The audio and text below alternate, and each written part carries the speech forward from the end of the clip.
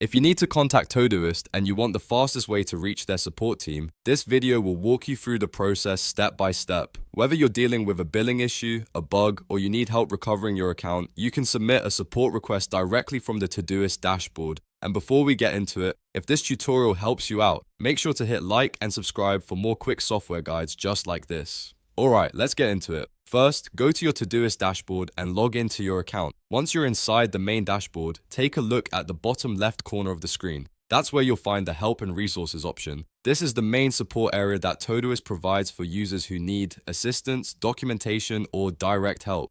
Click on Help and Resources. A menu will open with different support options, and from there, select Help Center. This will take you to Todoist's support page, where you can find answers to common questions, troubleshooting guides, and the contact form for submitting a ticket. Once you're in the Help Center, look for the form that lets you contact support. Here, you'll need to choose your issue category. Todoist usually gives you options such as billing, bugs, account recovery, or other support topics.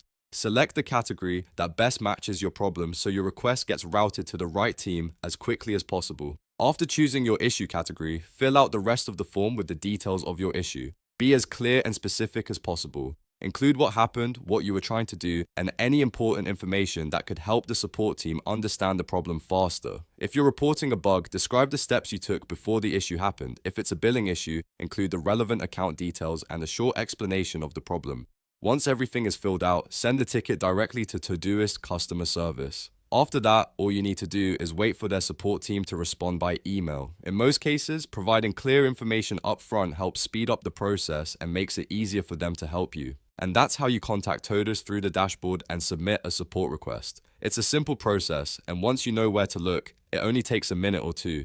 If this video helped you, please give it a like, subscribe for more helpful tutorials, and check out my other software guides for more step-by-step walkthroughs.